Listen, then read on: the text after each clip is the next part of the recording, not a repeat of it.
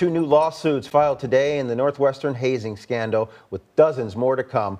Former Wildcat quarterback Lloyd Yates is the first football player to go public. And today also saw the first lawsuit filed by a female student athlete. WGN's Julian Cruz live in River North this evening with more. Julian. Micah and Taman, attorney Ben Crump calling this the Me Too moment of college athletics, with serious allegations of hazing and abusive, even sexualized behavior said to be rampant within the Northwestern football program, even extending to other sports, lawyers say, like women's volleyball.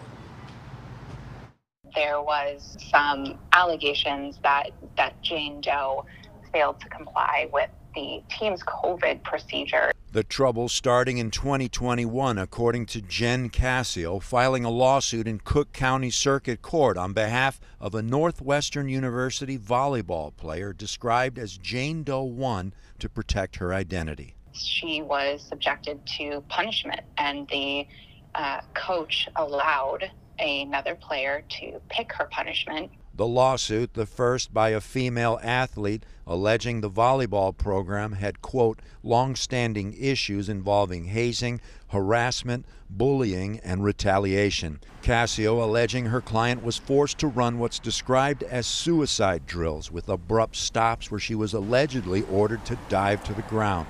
The entire team and coaches watched, and she was injured so badly that she did require immediate medical attention after she completed her punishment.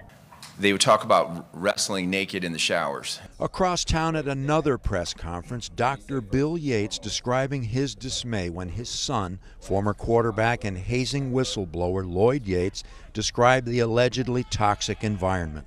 Him and his comrades, despite their best efforts, have been exploited and sexually harassed in a way that is hard for me to even describe.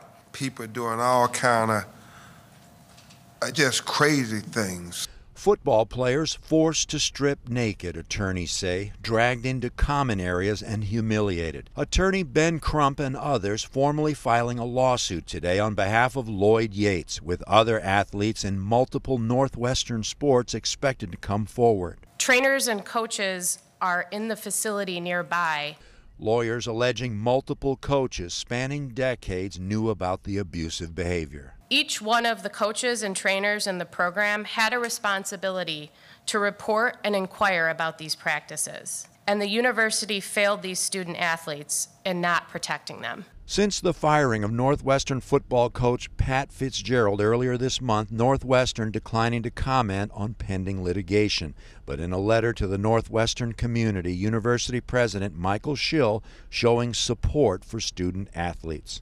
While there is no doubt in my mind that shameful events did take place in the football program, I also know that the vast majority of our student athletes in football and in our other 18 D1 teams are people of character who do amazing things both on the field and in the classroom. I am proud of them. Former football coach Patrick Fitzgerald, through his attorney, forcefully denying that he knew or condoned any abusive behavior. In the Loop, Julian Cruz, WGN News.